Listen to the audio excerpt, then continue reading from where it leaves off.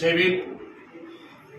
ಕರ್ನಾಟಕ ರಾಜ್ಯದ ಸಾಮಾಜಿಕ ಅನ್ಯಾಯ ಪೌರ ಸಿದ್ದರಾಮಯ್ಯನವರಿಗೆ ಈ ಒಂದು ಪತ್ರಿಕಾಗೋಷ್ಠಿಯ ಮೂಲಕ ಎಲ್ಲ ಹಿರಿಯರ ಸಮ್ಮುಖದಲ್ಲಿ ನೀಡೋದಕ್ಕೆ ಹೋಗ್ತಾ ಇರುವಂತಹ ಎಚ್ಚರಿಕೆ ಏನು ಅಂತಂದ್ರೆ, the biggest blackmailer Mahadevappa, ಆತನ ಬ್ಲಾಕ್ ಮೇಲ್ಗೆ ಒಳಗಾಗಿರುವಂತಹ ನೀವು ಮತ್ತು ನಿಮ್ಮ ಪಕ್ಷ ಇಲ್ಲಿ ಕೆಲವೇ ದಿವಸಗಳಲ್ಲಿ ಈ ರಾಜ್ಯದಲ್ಲಿ ಎಂತಹ ಅಧೋಗತಿಗೆ ತಲುಪ್ತೀರಿ ಅನ್ನೋದಕ್ಕೆ ಸಾಕ್ಷಿಯಾಗಿ ಇವತ್ತು ಈ ಪತ್ರಿಕಾಗೋಷ್ಠಿ ಮತ್ತು ಇವತ್ತು ನಡೆದಂತ ಸಭೆ. ಮೊದಲನೇದಾಗಿ ನಾವು ನಿರ್ಣಯ ಮಾಡಿದ್ದೀವಿ, ಒಂದು ದಾವಣಗೆರೆ ಮತ್ತು ಬಾಗಲಕೋಟೆ ಏನು ಉಪಚುನಾವಣೆ ಇದೆ ಅಲ್ಲಿ ನೀವು ಮತ್ತು ನಿಮ್ಮ ಪಕ್ಷ ಸರ್ವನಾಶ ಆಗ್ತೀರಿ, ಇದು ಸತಸಿದ್ಧ. ಆ ಒಂದು ನಿರ್ಣಯವನ್ನ ನಾವಿಲ್ಲಿ ಕೈಗೊಂಡಿದ್ದೀವಿ. ಒಂದು ವೇಳೆ ಆ ಚುನಾವಣೆಗೆ ಮುಂಚೆ ನೀವು ಒಳ ಮೀಸಲಾತಿ ನ್ಯಾಯವನ್ನು ನಮಗೆ ಕೊಟ್ಟಿದ್ದಾದ್ರೆ ನಾವು ನಿಮ್ ಕೈ ಹಿಡಿಯೋದಕ್ಕೂ ಕೂಡ ಮುಂದಾಗ, ಎರಡೂ ಕೂಡ ನಿಮಗೆ ಜ್ಞಾಪಕದಲ್ಲಿದೆ. ಮತ್ತೆ ಮುಂದುವರೆದಂತೆ ಇದೇ ರೀತಿಯಾದಂತಹ ಒಳ ಮೀಸಲಾತಿಯ ಅನ್ಯಾಯವನ್ನು ನೀವು ಮುಂದುವರಿಸಿದ್ದೆ ಆದ್ರೆ ನಾವು ಇಡೀ ಮಾದಿಗ ಸಮುದಾಯದಿಂದ ತೊಡೆ ತಟ್ಟಿ ಚಾಲೆಂಜ್ ಮಾಡ್ತಾ ಇದ್ದೀವಿ.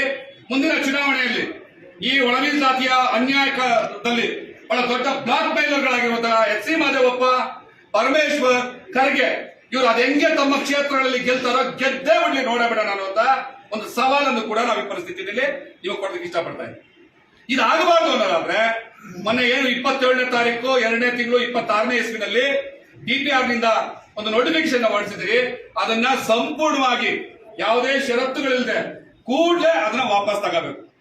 ಅದನ್ನ ವಾಪಸ್ ತಗೊಳ್ಳದೆ ಹೋದ್ರೆ ನಿಮ್ಮ ಪಕ್ಷದ ನಿಮ್ಮ ರಾಜಕಾರಣದ ಮರಣ ಶಾಸನವನ್ನ ನಾವು ನಿಮಗೆ ವಾಪಸ್ ಕೊಡ್ತಾ ಇದ್ದೀವಿ ಅನ್ನುವಂಥದ್ದು ಎಚ್ಚರಿಕೆಯನ್ನ ಈ ಪತ್ರಿಕಾಗೋಷ್ಠಿ ಮೂಲಕ ನಾವು ಕೊಡ್ತಾ ಇದ್ದೀವಿ.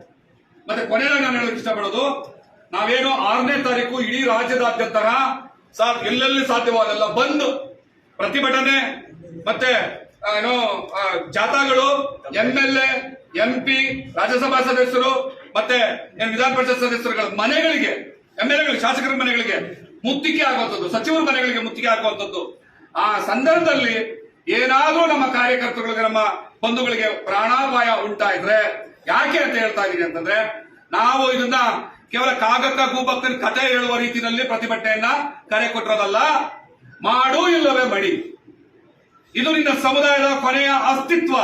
ಈ ಪ್ರಶ್ನೆಗೋಸ್ಕರ ನೀವು ಮಾಡು ಇಲ್ಲವೇ ಮಡಿ ಅನ್ನುವಂತಹ ಒಂದು ಬಹಳ ಕಠಿಣ ನಿರ್ಧಾರದ ಪ್ರತಿಭಟನೆಗೆ ಕರೆ ಕೊಟ್ಟಿದ್ದೀವಿ. ಅವ್ರು ಏನೇ ನಿರ್ಧಾರ ತಗೊಂಡ್ರು ಕೂಡ ಆ ಹೋರಾಟದ ನಿರ್ಧಾರ ಜೊತೆ ನಾವಿರ್ತೀವಿ. ಏನಾದ್ರೂ ಪ್ರಾಣಾಪಾಯ ಆದ್ರೆ ಕೊಲೆಗಡಕ ಸರ್ಕಾರ ಅನ್ನುವಂತ ಹಣೆಪಟ್ಟಿಯನ್ನ ನೀವು ಹೊತ್ಕೋಬೇಕಾಗ್ತದೆ ಒಂದು ಎಚ್ಚರಿಕೆಯನ್ನ ಈ ಸಂದರ್ಭದಲ್ಲಿ ಕೊಡ್ತಾ ಇದ್ದೀವಿ. ಮತ್ತೆ ಅದನ್ನು ಮೀರಿ 12ನೇ ತಾರೀಕು ಸೆಷನ್ ನಡೀತಾ ಇರ್ತದೆ, ಅದು ಕ್ಯಾಬಿನೆಟ್ ಇದೆ.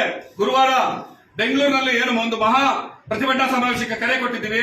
ಆ ಮೂಲಕ ಕೂಡ ಬೆಂಗಳೂರಿನಲ್ಲಿ ನಮ್ಮ ಪ್ರತಿಭಟನೆಗಳನ್ನ ಹತ್ತಿಕ್ಕೋದಕ್ಕೆ ನಿಮ್ಮ ಪೊಲೀಸರು ಬಂದೇ ಬರ್ತಾರೆ. ನಮ್ಮ ತೆರಿಗೆ ತಗೊಂಡ್ರಂತ ನಿಮ್ಮ ಪೊಲೀಸರು ಬೂಟ್ಗಳೇ ನಮ್ಮನ್ನ ಮೆಟ್ಟಕ್ಕೆ ಬರ್ತವೆ. ನಾವ್ ಯಾವುದಕ್ಕೂ ಎದೆಗುಂಡಲ್ಲ. ನೀವು ಗುಂಡಾಕಿದ್ರು ಸರಿ, ಬೂಟ್ ಹಾಕಿದ್ರು ಸರಿ, ನಮ್ಮ ಪ್ರತಿಭಟನೆಯಲ್ಲಿ ನಮ್ಮ ಪ್ರಾಣವನ್ನ ಪಣಕ್ಕಿಟ್ಟು ಅದನ್ನ ಎಲ್ಲ ಹಿರಿಯರ ಮುಖಂಡತ್ವದಲ್ಲಿ ಇವರ ಮಾರ್ಗದರ್ಶನದಲ್ಲಿ ನಾವು ಸಾಕ್ತಿವಿ. ಏನಾದ್ರೂ ಅನಾಹುತ ಆದ್ರೆ ಅದಕ್ಕೆ ನೀವೇ ಕಾರಣ. ಕೊಲೆಗಳಿಗೆ ಸರ್ಕಾರವನ್ನು ಹಣೆಪಟ್ಟಿ ಒತ್ಕೊತೀರಿ, ಬ್ಲಾಕ್ ಮೇಲರ್ಗಳ ತಂತ್ರಕ್ಕೆ ಈಡಾಗಿರೋದ್ರಿಂದ ಈ ಒಂದು ಮಾದಿಗ ಸಮುದಾಯದ ಮಕ್ಕಳ ಶಾಪ ನಿಮ್ಮನ್ನ ಸುಡುತ್ತೆ ಅನ್ನುವಂತ ಎಚ್ಚರಿಕೆಯನ್ನ ಈ ಮೂಲಕ ಕೊಡೋದಕ್ಕೆ ಇಷ್ಟಪಡ್ತಾರೆ. ಜೈ ಮಾದಿಗ.